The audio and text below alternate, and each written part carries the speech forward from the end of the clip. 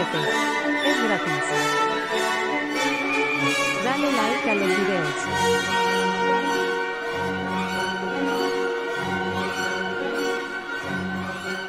Gracias por ver este video. El descubrimiento de la tumba del faraón Tutankamón por Grafton Elliot Smith. Fragmento del libro Tutankamón y el descubrimiento de su tumba por Lord Carnarvon y Howard Carter. Nunca antes en la historia de la investigación arqueológica un acontecimiento había suscitado un interés tan inmediato y mundial como el descubrimiento de la tumba del faraón Tutankamón por parte de Howard Carter en noviembre de 1922. Se sabe muy poco todavía del propio rey, pero sin duda dentro de 12 meses su momia revelará sus secretos, y tal vez se revele la historia de su vida. Pero por el momento se supone que fue simplemente un joven intrascendente, que reinó solo unos pocos años y alcanzó la notoriedad que se asocia a su nombre en virtud de su debilidad más que de su fuerza de carácter.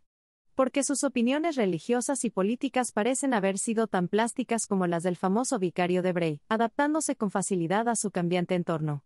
Los objetos encontrados hasta ahora en su tumba no añaden mucho material a nuestro conocimiento de la historia.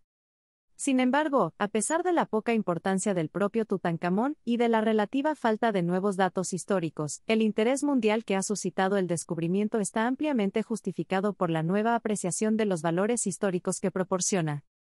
Nos ofrece una nueva revelación de la riqueza y el lujo de la civilización egipcia durante su período más magnífico. El valor del oro y los objetos preciosos supera con creces el de cualquier tesoro recuperado anteriormente de la antigüedad.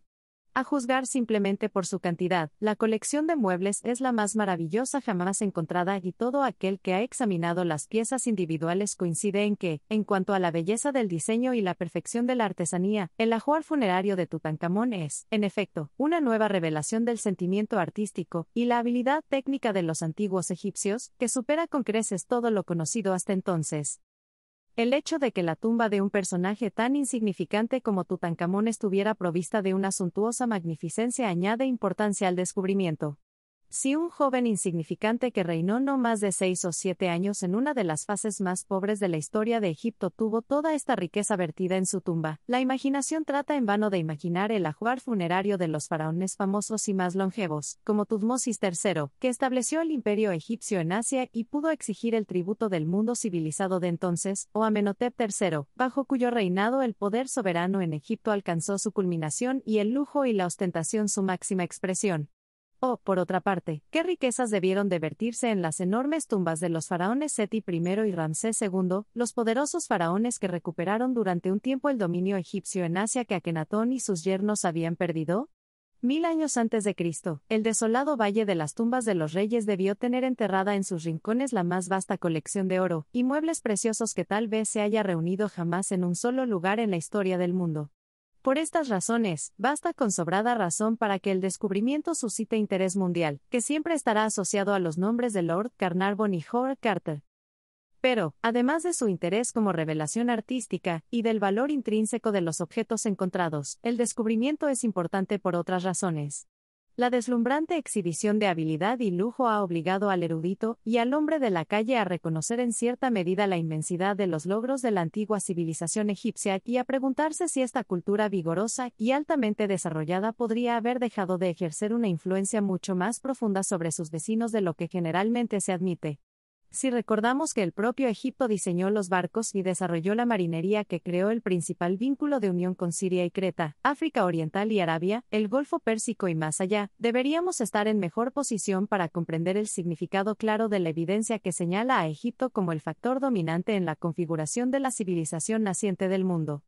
El amplio interés en la revelación de los logros de Egipto hace más de 30 siglos debería preparar las mentes de los hombres para estudiar imparcialmente la enorme importancia de los hechos así demostrados por las investigaciones del señor Howard Carter. Además de revelar el maravilloso equipamiento de una tumba real, el descubrimiento de la tumba de Tutankamón nos permite examinar muchos objetos y artículos del ajuar funerario que hasta ahora solo conocíamos por imágenes.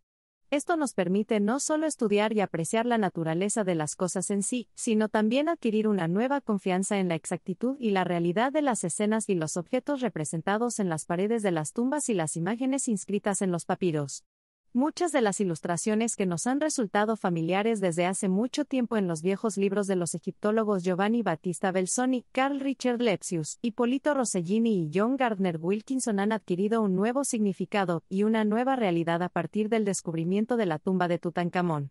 Además, cuando el examen de la tumba haya terminado y sepamos algo sobre la momia, los rasgos distintivos del rey, su edad y sus enfermedades, podremos leer la historia de su tiempo con más claridad y tal vez podamos apreciar el significado más profundo de una de las fases más interesantes de la historia de la civilización. En la época de Tutankamón, los grandes pueblos que habían construido la civilización estaban perdiendo su posición dominante. El poder de Egipto mostraba claros signos de debilidad, que se intensificaron, más que ser causados, únicamente por la política pacifista de Akenatón y sus yernos. Porque incluso el vigoroso gobierno de los poderosos faraones de la dinastía 10 y 9 solo reavivó el poder egipcio por un tiempo antes de su colapso final. 50 años antes de Tutankamón, el palacio de Gnosos había sido destruido en Creta, lo que marcó la caída del gran pionero de la civilización mediterránea de la que Grecia y Europa en su conjunto se convirtieron en herederos. Babilonia también había llegado a los límites de su influencia y el debilitamiento de estas tres grandes potencias primitivas permitió a los hititas y a los asirios luchar entre sí por la supremacía, aplastando estados como el de los Mitanni y, al agotarse, preparó así el camino para la eventual incursión de Persia en la zona mediterránea.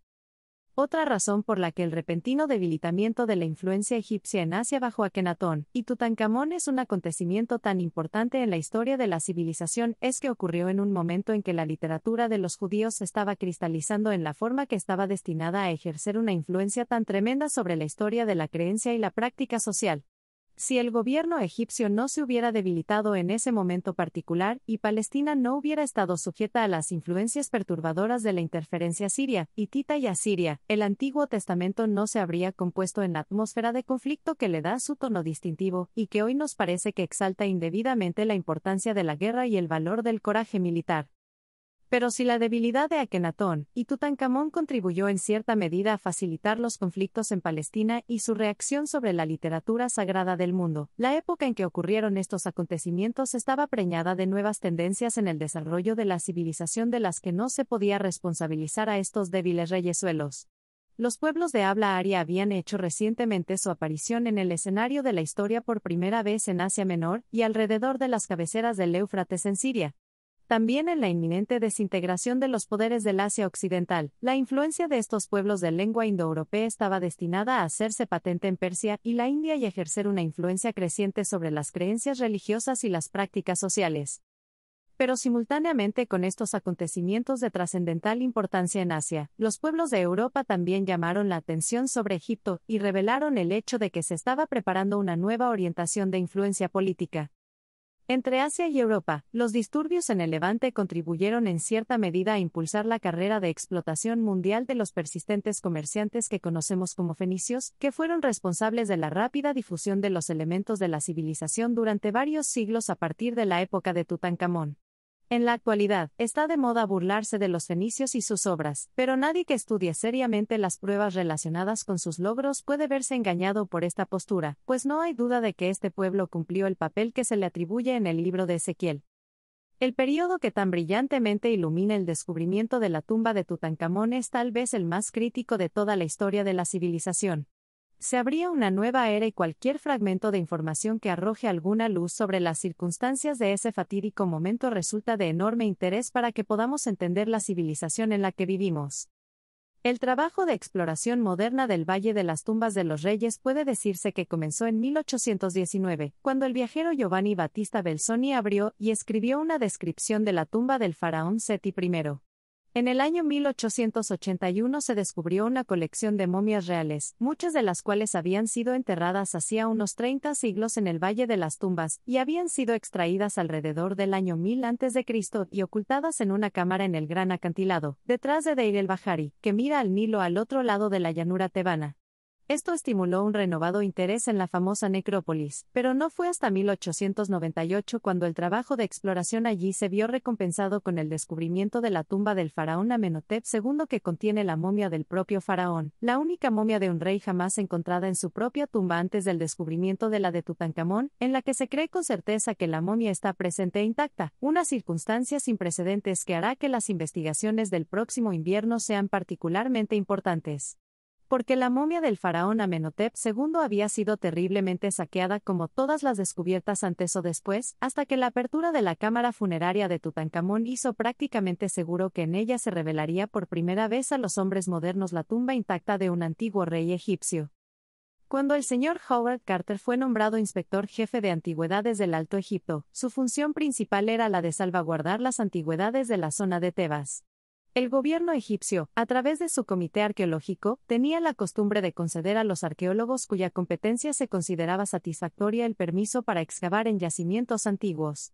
Más aún, el Departamento de Antigüedades de Egipto permitió a dichos trabajadores sacar del país la mitad de las antigüedades descubiertas.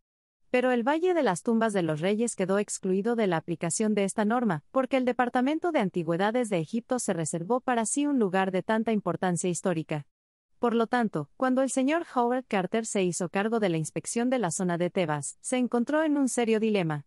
El desierto Valle de las Tumbas de los Reyes, en cuyas ocultas profundidades se guardaban los restos de la más vasta colección de valiosas antigüedades jamás reunida, estaba a su cargo y junto a él la población moderna de Luxor y el jeque Abdel Gourna, el grupo más hábil y persistente de saqueadores de tumbas, acostumbrado a la práctica de este oficio desde hacía muchos siglos.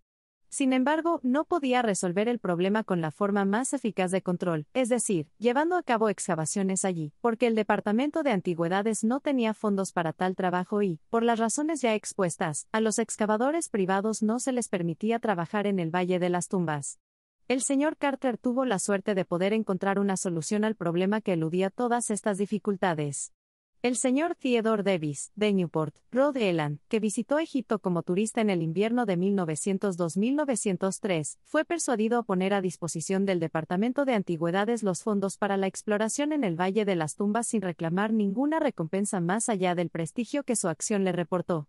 Así, en el año 1903, el señor Howard Carter comenzó a excavar en el valle a expensas del señor Theodore Davis y descubrió la tumba del faraón Tutmosis IV. La momia de este faraón, que había sido encontrada en el año 1898 por el arqueólogo Victor Loret en la tumba del faraón Amenhotep II, fue desempacada después de que se encontrara su tumba original, y por sugerencia del señor Carter, Gastón Maspero me pidió que la investigara. El señor Theodore Davis publicó un magnífico volumen que incluía un informe sobre el trabajo en la tumba y los resultados de la investigación de la momia. En los años siguientes, la expedición financiada por Theodore Davis encontró otras 6 importantes tumbas con inscripciones, las de la reina Hatshepsut, Yua y Tua, los padres de la reina Ti, el rey Siptah, el príncipe Mentuerkepshef, el rey Akenatón y el rey Oremeb, y 9 tumbas sin inscripciones, una de las cuales contenía las hermosas joyas de oro de la reina Tausret y de su segundo marido Seti II y otra las piezas de placa de oro con inscripciones robadas durante el reinado de Oremeb de las tumbas de los reyes Tutankamón y Ay. Antes de la guerra, el señor Theodore Davis había completado su parte del trabajo. Imaginó haber encontrado la tumba de Tutankamón y en el prefacio del último de su serie de magníficos informes hace la siguiente observación: temo que el Valle de las Tumbas esté ahora agotado. Pero es una suerte que el señor Howard Carter no compartiera esta idea. Después de la guerra, el difunto Lord Carnarvon, con quien el señor Howard Carter había estado trabajando desde 1907, solicitó al Departamento de Antigüedades y le fue concedida una concesión para continuar en el Valle de las Tumbas el trabajo que el difunto señor Theodore Davis había abandonado. El trabajo realizado por Lord Carnarvon y el señor Howard Carter antes de hacerse cargo de la concesión del señor Theodore Davis condujo a algunos descubrimientos importantes, cuyos principales resultados se publicaron en 1912, en un magnífico volumen titulado 5 años de exploración en Tebas. En el Valle de las Tumbas de los Reyes se llevó a cabo una exploración real y minuciosa, como ningún otro trabajador anterior lo había hecho. En lugar de hacer simples aberturas exploratorias en las masas de escombros, comenzaron a limpiar sistemáticamente el terreno, moviendo enormes cantidades de material. Se dice que llegaron a mover hasta 200.000 toneladas en el proceso. A pesar del desaliento que les producía realizar un trabajo tan exhaustivo y costoso sin otra recompensa que unas cuantas vasijas sin importancia, siguieron adelante, hasta que el 5 de noviembre de 1922 su indomable persistencia se vio recompensada con el descubrimiento más maravilloso jamás realizado en la historia de la investigación arqueológica. El día antes de que saliera de Londres el pasado mes de enero para regresar a Egipto, Lord Carnarvon dio este relato del descubrimiento. En la famosa tumba del visir Rekhmara no se pudo encontrar ningún pozo de enterramiento y después de buscarlo cerca del edificio de la tumba, se decidió probar en el Valle de las Tumbas. Mientras limpiaba el suelo del valle con este propósito, el señor Howard Carter encontró un escalón tallado en la roca y después de limpiarlo más, encontró una pared en el cemento sobre la que estaba impreso el sello de la necrópolis real. Un examen más detallado reveló la presencia de una tumba en la que se había entrado poco después del entierro. Llevaba el sello del rey Tutankamón. La historia de los asombrosos tesoros descubiertos en la tumba se ha contado en la prensa diaria día a día desde noviembre de 1922 hasta abril de 1923 y las fotografías del señor Harry Burton nos han dado una idea realista de su aspecto. El plano de la tumba presenta un marcado contraste con los lugares de enterramiento tebanos más conocidos, pero se hace más inteligible cuando se compara con los que se hicieron en la capital del rey hereje durante la época de Akenatón. De las 4 cámaras de la tumba solo una ha sido examinada hasta ahora y cuando se haga el inventario del anexo, que ahora está repleto de muebles y de la habitación que conduce a la cámara funeraria, se revelará la colección más grande y maravillosa de muebles antiguos que jamás se haya hecho. Pero las revelaciones más maravillosas de todas esperan al investigador en la próxima temporada, cuando se abran los santuarios de la cámara funeraria y el sarcófago y los ataúdes que hay en su interior nos revelen cómo se preparaba una momia real para su hogar eterno. El plano de la tumba de Ramsés IV, realizado más de 2 siglos después de la época de Tutankamón, es la única evidencia que tenemos de la disposición de los ataúdes dentro de los santuarios, pero los ataúdes de los faraones Yua y Tua, los bisabuelos de la esposa de Tutankamón, y especialmente el maravilloso ataúd hecho para Akenatón, su suegro, nos han preparado para lo que vamos a encontrar el próximo invierno.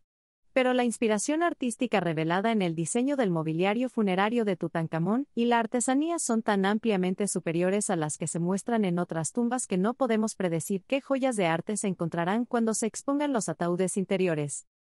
En cuanto a la momia, podemos predecir el éxito de los esfuerzos del embalsamador, ya que el arte de conservar el cuerpo alcanzó su máximo esplendor en el período comprendido entre los faraones Amenhotep II y Ramsés II, pero aún quedan por descubrir algunos puntos muy interesantes en la técnica del embalsamamiento. En el caso del faraón Amenhotep III, la última momia de la 18ª dinastía examinada hasta ahora, se introdujo por primera vez el nuevo procedimiento de relleno debajo de la piel. En las dinastías decimonovena y 20ª se abandonó por completo, para volver a adoptarse en la dinastía 21ª. Será interesante descubrir si este procedimiento todavía estaba en boga en la época de Tutankamón. El descubrimiento más interesante de todo lo que nos deparará la próxima temporada será el conjunto de joyas con que estará provista la momia. Hasta ahora, todo lo que sabemos de dichas joyas se ha derivado de la recuperación de fragmentos extraños y de las impresiones dejadas en los envoltorios de la momia por las piezas robadas hace mucho tiempo. Durante las excavaciones en el Valle de las Tumbas de los Reyes, realizadas por encargo del difunto señor Theodore Davis en los años 1906 y 1907, se descubrieron una serie de objetos que llevaban el nombre de Tutankamón. Con toda probabilidad, fueron robados de su tumba durante el reinado del faraón Horemheb, tan solo unos años después de que el faraón Tutankamón fuera enterrado. Bajo una gran roca, que se encontró inclinada hacia un lado cerca del pie de una alta colina, el difunto Edward Ayrton, que estaba a cargo de la exploración del Theodore Davis en 1906, encontró una hermosa copa de esmalte azul que llevaba el sello de Tutankamón. Al año siguiente, cuando el difunto Harold Jones supervisaba el trabajo, se encontró una cámara excavada en la roca y como contenía tantos objetos con el nombre de Tutankamón, Theodore Davis asumió que había descubierto la tumba de ese rey. Por eso, el volumen publicado en 1912, en el que se da cuenta de los trabajos de 1906, 1907 y 1908, durante el último de los cuales se encontró la tumba de Horemheb en el lado sur de la cámara ya mencionada, se titulaba Las tumbas de Horemheb y Tutankamón. El difunto egiptólogo Gastón Maspero dio cuenta de todo lo que se sabía entonces de las vidas de Horemheb y Tutankamón. Es justo añadir que Gastón Maspero no consideraba que la cámara abierta por el señor Harold Jones fuera la tumba de Tutankamón. En el párrafo final de su informe sobre la escasa información que tenemos sobre la vida y los logros de Tutankamón, afirma: supongo que su tumba estaba en el Valle Occidental, en algún lugar entre o cerca de Amenhotep III, la última momia real que se sabe que fue enterrada en Tebas antes de Tutankamón, porque Akenatón y Smenkhara fueron enterrados en el Amarna, y trasladados a Tebas más tarde. Cuando la reacción contra el dios Atón y sus seguidores fue completa, su momia y sus muebles fueron llevados a un escondite, como los de Tigi y Cuniatonu, probablemente durante el reinado del faraón Armabi, y allí Davis encontró lo que quedaba de ella después de tantos traslados y saqueos. Pero esto también es una mera hipótesis, cuya verdad no tenemos medios de probar o refutar todavía. Aunque Gastón Maspero tenía razón al suponer que la cámara descubierta en 1907 no era la tumba de Tutankamón, su hipótesis de que ésta podría haber estado en las proximidades de su predecesor el faraón Amenhotep III, y su sucesor el faraón Ahí ha sido demostrada por el reciente descubrimiento de Howard Carter como falsa. La cámara parece haber sido nada más que una caja fuerte, tal vez excavada por los trabajadores que estaban haciendo una tumba para Horemheb, en la que los saqueadores de las tumbas de Tutankamón y Ahí escondieron su botín. No está claro por qué no pudieron rescatar todo el oro que robaron y por lo tanto escondieron. La cámara estaba enterrada a una profundidad de 25 pies y estaba casi llena de barro, que había sido arrastrado hacia ella por la lluvia de muchos siglos. En esta sala se encontró una caja rota que contenía varias piezas de oro estampadas con los nombres de Tutankamón y su esposa Ankhsenamen, y otras con el nombre de su sucesor llamado el suegro del rey Ahí y su esposa Ti, pero sin ningún título o prenombre. En el barro se encontró la estatuilla muy hermosa hecha de aragonito translúcido fino comúnmente llamado alabastro. Aparte de su valor como una maravillosa obra de arte, esta figura es interesante porque el pañuelo ancho alrededor de los lomos está atado a la manera siria. Lamentablemente, no hay ninguna inscripción en ella. El egiptólogo Georgis Daresi hace la sugerencia tentativa de que puede representar al faraón Ahí antes de su sucesión al trono. Si tenemos en cuenta que en la tumba recientemente descubierta se encontraron partes del revestimiento de oro que habían sido arrancadas del trono y de otros muebles sacados a la luz por la expedición de Lord Carnarvon, es interesante observar que las láminas de oro con inscripciones encontradas en 1908 representan escenas de los triunfos de Tutankamón y de los prisioneros capturados, como las que habrían adornado el mobiliario de la tumba que se ha encontrado mutilado. Otras piezas de oro representan escenas similares de muebles saqueados de la tumba del sucesor de Tutankamón, el faraón Ahí.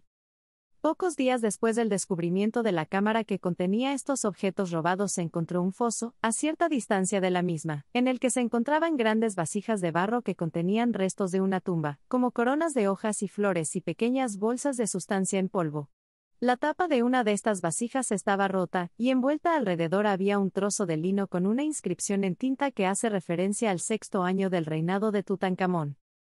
En este volumen, como ya he mencionado, el difunto Gastón Maspero recopiló los pocos fragmentos de información disponibles en 1912 con referencia a la vida y el reinado de Tutankamón.